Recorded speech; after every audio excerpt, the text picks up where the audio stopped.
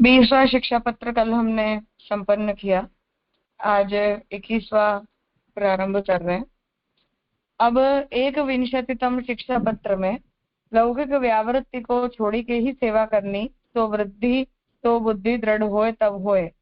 भगवदीय के संग निरंतर निवेदन के चिंतन ते ही बुद्धि दृढ़ होए। विपरीत वार्ता के श्रवण सो चित्त खेद युक्त होए, ताकि प्रभु उपेक्षा करे हैं। यह काल है सो सत्पुरुषन की बुद्धि को हरे है, तासों पुष्टिमार्गीय भगवदियन के संग रहनो, यह निरूपण है। ऊपर कहे ता प्रकार वैष्णव रहे तो फल सिद्ध होए। तो कलिकाल दोष तय भक्ति मार्ग को भाव और सत्संग तिरोभूत है, या को कैसे फल होए सो कहते। तो जिन विषयों का यहाँ वर्णन है उसका संक्षिप्त बता रहे हैं कि व्यावृत्ति का त्याग करके अव्यावृत होकर भगवत सेवा करनी चाहिए, भगवदियों के संग में रहना चाहिए। जो भी लोग भक्ति मार्गीय सिद्धांत और भावना से विपरीत बात कहें उनसे अपने मन को चित्त को दूर रखना चाहिए। और ये जो कलिकाल है वो सत्पुरुषों की ही बुद्धि का नाश करता है, इसलिए वैष्णव को जो है वो संभल कर भक्ति मार्ग का अनुसरण करना चाहिए। अब आगे पहली कारिका है। भक्ति मार्ग तिरोभूत तथा संगः सताम अपि, ततो भावस्य शैथिल्यम तदभावेखिलम वृथा। शब्दार्थ। भक्ति मार्ग तिरोभूत होए गयो है, तैसे ही सत्पुरुषन को संग हु तिरोभूत है होए गयो है। ता करी के भाव की शिथिलता भई है और भाव को अभाव भयो, तब सकल वृथा है। टीका। यह महाकठिन काल तय भक्ति मार्ग तिरोभूत भयो है और पुष्टि मार्गीय भगवदीय को संगहु तिरोभूत भयो है। ता करी के पुष्टि मार्ग को भाव शिथिल भयो है, तो भाव बिना सर्व वृथा है। काहे ते जो यह पुष्टि मार्ग में सगरो भाव ही है, भावात्मक मार्ग है। जितनी क्रिया दिसत है सो सर्व भावात्मक ही है। ता भाव को तो पुष्टि मार्ग में स्थित होए भगवदियन को संग होए तब ही जाने, नाही तो कैसे जाने। भक्ति मार्ग में अष्टप्रहर केवल प्रभु को ही सुख विचारे, अपनो देह संबंधी सुख रंचक हो न विचारे। या भक्ति सेवा करे सो दुर्लभ है। ता करी के भाव शिथिल हो रहे है, ताते भाव बिना सर्व वृथा है। तो हरिराई जी यहाँ ये आज्ञा कर रहे हैं कि कलयुग के अंदर भक्ति मार्ग भी तिरोहित हो गया है। साधन प्रकरण में श्री महाप्रभु जी आज्ञा करते हैं कि स यथा कथनचित तरिष्यति, अर्थात कि इस काल के अंदर भक्ति मार्ग भी, यद्यपि भक्ति मार्ग सबसे सरल मार्ग है, फिर भी भक्ति मार्ग का अनुसरण और भक्ति मार्ग को पार करना ये आज के काल में सभी के लिए भी कठिन ही है। उस दृष्टि से तिरोभूत हो गया है ऐसा बता रहे हैं। और पुष्टि मार्गीय भगवदियों का संग भी अब हमें प्राप्त नहीं होता है, इसलिए इस मार्ग का भाव भी जो है वो हमारा शिथिल हो गया है। और पुष्टि मार्ग भाव प्रदान है, यदि भाव ही नहीं बचता है और केवल क्रिया बच जाती है तो भावहीन क्रिया से पुष्टि भक्ति मार्ग में भी कुछ भी सिद्ध होता नहीं है। इसलिए भक्ति मार्ग में भगवत सेवा, प्रभु के सुख का विचार, देह संबंधी सुख का बिल्कुल भी विचार न करना, इस प्रकार से जो व्यक्ति सेवा परायण होता है वो दुर्लभ है। और ऐसी स्थिति में जब हमारा भाव शिथिल हो जाता है तो बिना भाव हम जो कुछ भी करते हैं वो सब कुछ व्यर्थ होता है। इसलिए यथाशक्ति भक्ति भाव पूर्वक जो है वो भगवान मार्ग का अनुसरण करना चाहिए। और जो कुछ भी हम यथाशक्ति भगवान मार्ग का अनुसरण करने के लिए कर सकते हैं वही भक्ति मार्ग का उत्तम धर्म है, वही हमारे लिए फलितार्थ है। ये आज्ञा यहाँ कर रहे हैं। भक्ति मार्गीयता भावे क्रिया मात्रम ही कर्मवत, तत्रापि न मनः स्थैर्यं विक्षेपात व्यवहारतः। शब्दार्थ।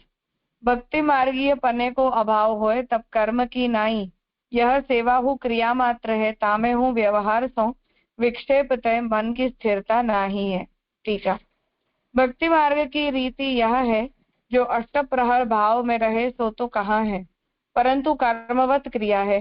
जैसे कर्म मार्गीय कर्म करे तहाँ ताई प्रयोजन पाछे कछु नाही, तैसे ही सेवा समय न संयोग को सुख भयो के न अनवसर में विप्रयोग भयो।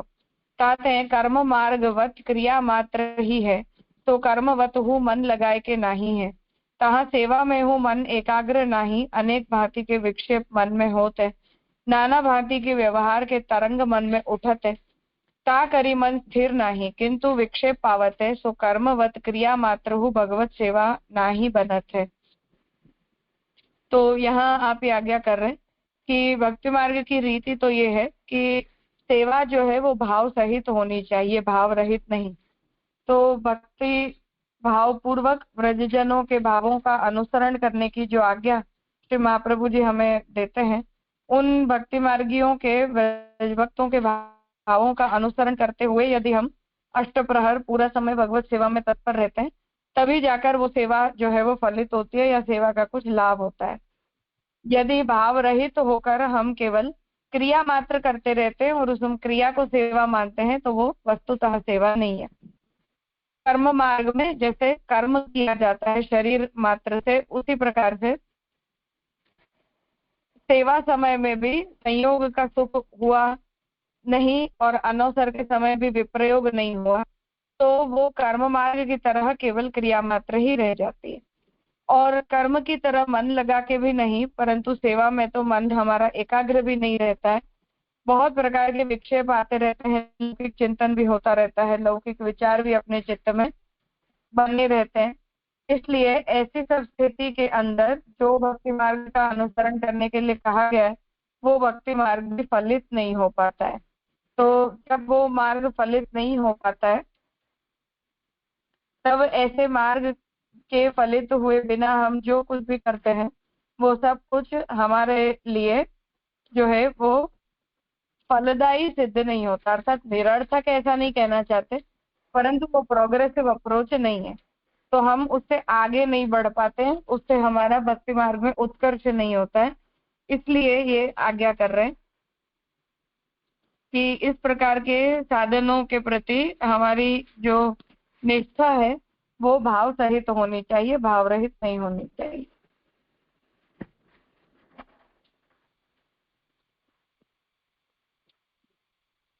व्यवहारोपि असिद्धश्चेत् विशेषक्षोभको मतः, तदभावे तु गार्हस्थ्य प्रकारैः सेवनं कुतः। व्यवहार हु सिद्ध न भयो, तब विशेष क्षोभ करी व्यवहारो होए है, काहे ते जो व्यवहार को अभाव होए, तब गृहस्थ आश्रम के प्रकार से सेवन कैसे होए। टीका। भगवत सेवा में व्यवहार के तरंग उठत है, सो व्यवहार हु सिद्ध न होए, तब मन में और अधिक क्षोभ होते है, धीरज छूटी जाते है, तब गृहस्थ को भाव कैसे रहे और भगवत सेवा हु कैसे करे। तो अब यहाँ जो पिछली कारिका में आज्ञा दी उसके ऊपर प्रश्न उपस्थित कर रहे हैं कि भगवत सेवा में हमारे जो लोक व्यवहार होते हैं, हमारे जो घर परिवार के कार्य होते हैं, उनके संबंध में जो विचार है वो हमारे चित्त में बने रहते हैं। यदि वो विचार नहीं रह जाते हैं तो लौकिक कार्य की सिद्धि भी नहीं हो पाती है, और वो नहीं होता है तो पैसा नहीं आने के कारण, पारिवारिक अशांति के कारण, अस्वास्थ्य के कारण और भी अधिक उद्वेग होता है, धीरज चली जाती है। तो गृहस्थ व्यक्ति जो है उसकी तो यही स्थिति है। तो गृहस्थ व्यक्ति जो है वो यदि इस प्रकार से भगवत धर्म का अनुसरण करते हुए अपने लौकिक कार्यों का समावेश अपनी दिनचर्या में नहीं करेगा, तो सेवा कैसे करेगा और वो गृहस्थाश्रम का अनुसरण भी कैसे करेगा। तो उसे आगे बता रहे हैं कि ताते यह पुष्टि मार्ग तो भावात्मक सर्वोपरि है और जीव तुच्छ है। यह काल महाकठिन है, सेवा करत में व्यवहार को स्मरण स्वतः काल दोषते होए है। तो व्यवहार खाली परे सिद्ध न होए, तब धीरज कैसे रहे। तो यहाँ ये बात कर रहे हैं कि पुष्टि मार्ग जो है वो भावात्मक है, भाव ही अपने मार्ग में सर्वोपरि है, और हम जैसे जो जीव हैं वो बहुत ज्यादा योग्यता से संपन्न नहीं है और ये काल भी कठिन है। तो ऐसे व्यक्ति के लिए सेवा करते करते व्यवहार का स्मरण आए, और ये तो स्वतः कलिदोष के कारण ही होता है, क्योंकि कलिकाल के कारण रजो तमोगुण का आवेश हमारे अंदर होता रहता है।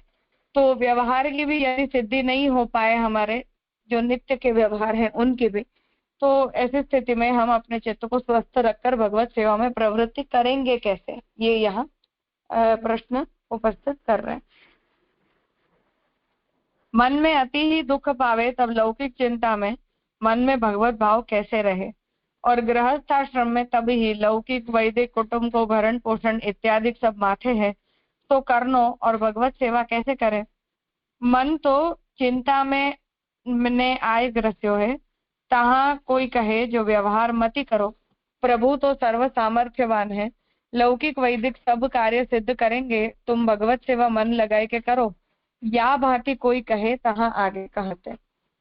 तो अब यहाँ इस गृहस्थाश्रम के संबंध में जो चिंता हो रही है उसे यहाँ उपस्थित कर रहे हैं कि ये जो भगवत सेवा है वो भगवत सेवा करते करते व्यक्ति जो है वो अपने गृहस्थाश्रम का अनुसरण करता है। तो यदि वो गृहस्थाश्रम का अनुसरण करेगा तो गृहस्थाश्रम का अनुसरण करने के कारण स्वतः ही उसे लोक संबंधी, वेद संबंधी, घर परिवार के संबंध में कुछ न कुछ चिंताएं तो उपस्थित होती रहती है। तो जब ऐसी चिंताएं अपने चित्त में आती हैं, अपने मन के अंदर आती हैं, तो उनका निर्वाह भी करना आवश्यक है और उनका निर्वाह करते करते सेवा में विक्षेप होता है, ये बात भी सच है। तो ऐसी स्थिति में कोई ये बात अगर ऐसा कहता है कि तुम भगवत सेवा करो, बाकी सब कुछ भगवान देख लेंगे, तो अगर ऐसा सॉल्यूशन यदि कोई सोचे तो उसका उत्तर अब आगे की कारिका से श्री हरिराय जी बता रहे हैं।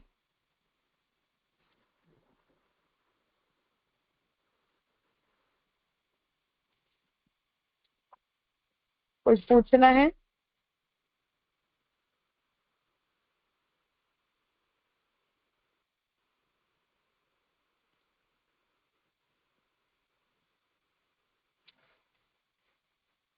हाँ स्वाति बहन। हाँ राजा, धन्यवाद प्रणाम। राजा, ये सेकंड श्लोक में जो कहो है ना कि भाव और सेवा में मन ला एकाग्र करना चाहिए, भाव होना चाहिए, लेकिन शुरुआत से तो वो भाव और मन एकाग्र नहीं होगा ना। धीरे धीरे धीरे क्रिया करते करते शुरुआत जब करेंगे तो क्रिया से होगी ना, फिर धीरे धीरे भाव और खाली क्रियात्मक नहीं, लेकिन फिर सिद्ध होगा। ऐसे प्रक्रिया तो वही रहेगी ना, प्रक्रिया वही रहेगी।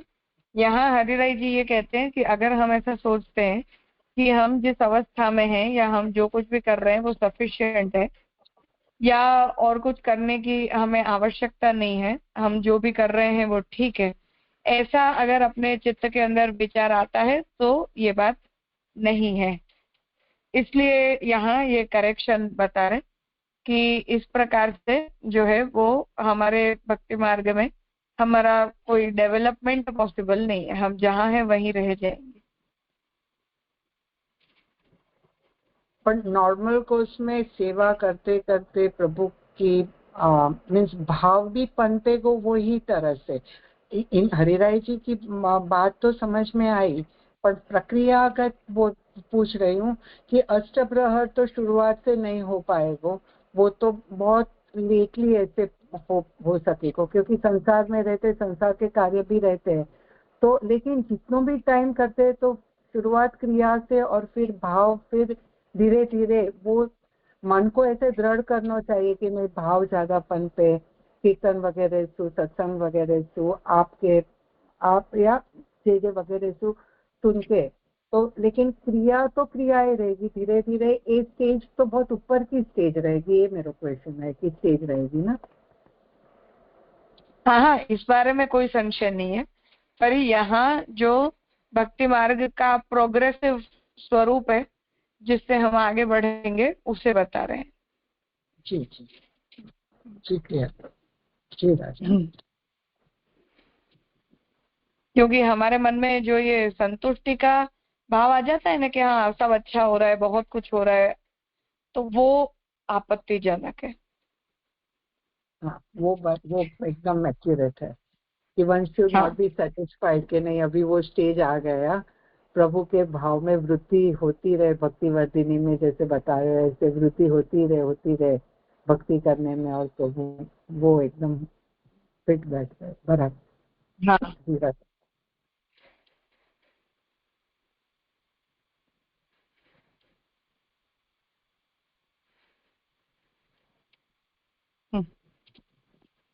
व्यावृत्य भाव पक्षस्तु बुद्ध्यदार्ढ्यात् सुदुर्लभः बुद्धिदार्ढ्ये तु सततम निवेदन विचिंतनैः। अब इसका सल्यूशन यहाँ बता रहे। व्यावृत्ति के अभाव को पक्ष लौकिक वैदिक छोड़िवे को पक्ष बुद्धि की दृढ़ता नहीं है तासो अत्यंत दुर्लभ है और बुद्धि की दृढ़ता तो निरंतर निवेदन के विशेष चिंतन करी के होए। ठीक है, व्यावृत्ति को अभाव कैसे करें? यद्यपि अव्यावृत्त होए भगवत सेवा करे सो तो सर्वोपरि है, परंतु ऐसी बुद्धि उत्कृष्ट नहीं है। या भांति या काल में प्रभु को पूर्ण विश्वास तो दुर्लभ है, ताते पूर्ण विश्वास बिना अव्यावृत्त होए तो बहुत ही दुख पावे। श्री ठाकुर जी में दोष बुद्धि हो जाए, मैं इनके आश्रय सेवा करत हूँ और मेरे लौकिक गुण नहीं है।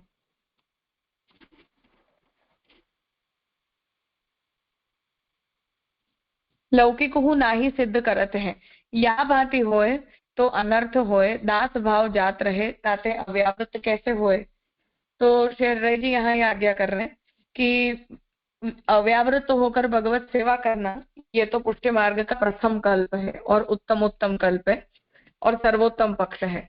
परंतु जब तक हमारे हृदय में भगवान के प्रति शरणागति का भाव, आश्रय का भाव दृढ़ नहीं होता है, तब तक हम यदि अव्यावृत्त होकर बैठ जाते हैं तो उससे भगवान के ऊपर अविश्वास हो जाता है। क्योंकि लोक में यदि कुछ भी हमारे साथ बुरा होता है तो तुरंत हमें ऐसा लगता है कि भगवान ने हमारा ध्यान नहीं रखा या भगवान ने जो है वो हमारे इस परिस्थिति को संभाला नहीं, भगवान ने इसे हैंडल नहीं किया। तो ऐसा अविश्वास आ जाने के कारण तो दोष भाव आता है और ऐसे दोष भाव के उपस्थित होने पर हमारी जो भी शरणागति का भाव है वो शरणागति का भाव भी हमारा निवृत्त हो जाता है। तो ऐसा करने से तो भक्ति मार्ग में हानि होती है।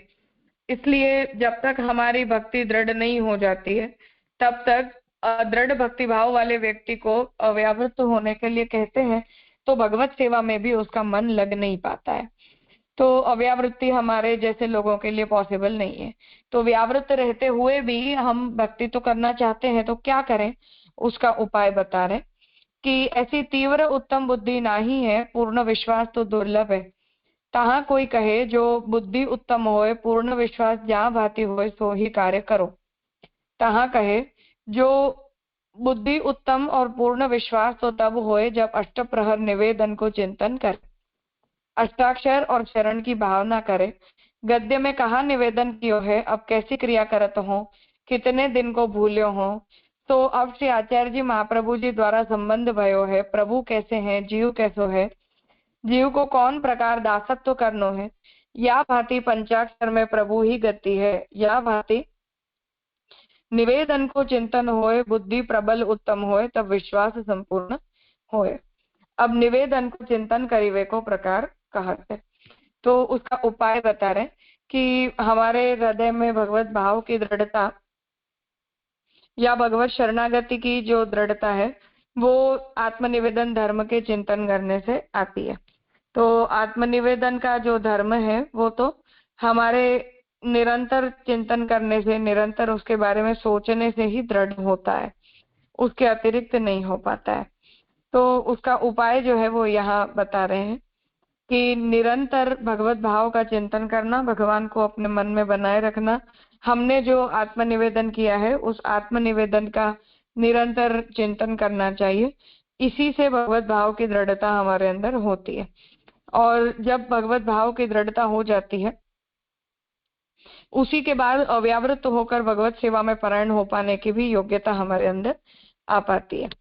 इसलिए उस आत्मनिवेदन धर्म की स्मृति हमारे चित्त में सदा सर्वदा बनी रहनी चाहिए।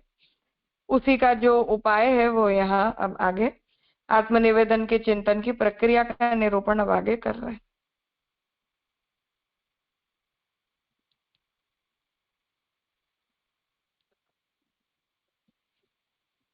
प्रणाम राजा। हाँ, अभी आज जो पहले प्रश्न उठा के बताओ कि भाई लौकिक और वैदिक कैसे निभेगो, और क्योंकि व्यावृत है, अव्यावृत तो तब तक ना बोल रहे कि जहाँ पूर्ण विश्वास या बीज भाव की दृढ़ता नहीं है। अब हम तो सब वही कैटेगरी में आते हैं व्यावृत के, और अभी ये व्यावृत्ति के संदर्भ में जैसे यहाँ ये बताया उपाय कि आत्मनिवेदन को, जो नवरत्न को विषय जो महाप्रभु जी ने बताया कि वहाँ हमें आत्मनिवेदन को चिंतन करना चाहिए इस तरह। पर राजा यानी और मीन्स आत्मनिवेदन को चिंतन और वासु संबंधित जो भी भगवत नाम या सत्संग या कथा वगैरह जो भी है, श्रवण वगैरह, वो सब समझना पड़ेगा ना, क्योंकि तो ही आत्मनिवेदन को चिंतन दृढ़ होएगा, और वो दृढ़ होएगा तो फिर प्रभु में विश्वास और भाव की दृढ़ता होएगी। हाँ बिल्कुल। जी राजा। उस प्रक्रिया का आगे कर रहे हैं निरूपण, पर कहने का तात्पर्य ये है कि हम आत्मनिवेदित हैं, इसलिए भगवत भक्ति में पूर्णतः रहना ये हमारा धर्म है। अगर भगवत भक्ति के अतिरिक्त कोई भी क्रिया में अपना चित्त जा रहा है किसी भी XYZ रीजन के कारण, तो वो हमारे लिए अन्यासक्ति कारक है, और ऐसी अन्यासक्ति हमारे चित्त को भगवत भक्ति में दृढ़ होने नहीं देती है। तो इस बारे में महाप्रभु जी इसलिए ये आज्ञा कर रहे हैं कि ये एक प्रोसेस है और इसका और कोई विकल्प नहीं है, इसी के अंदर हमें रहना है। तो अगर हम ये सोचते हैं कि ये दोनों हो सकता है तो वो तो हो नहीं सकता है। इसलिए दोनों में से अगर हम अपने आप को कहीं भी आगे बढ़ाना चाहते हैं तो कोई भी एक फील्ड हमें सिलेक्ट करना पड़ता है, इसलिए उसकी प्रक्रिया को महाप्रभु जी यहाँ बता रहे हैं। माने जैसे अपन माइंड में वही हॉन्ट करना चाहिए, लाइक चित्त में, यानी हाँ बिल्कुल।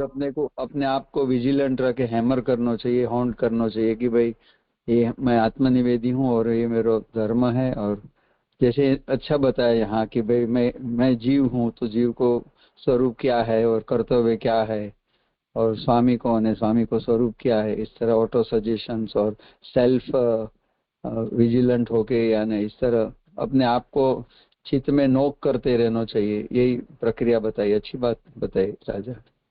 हाँ।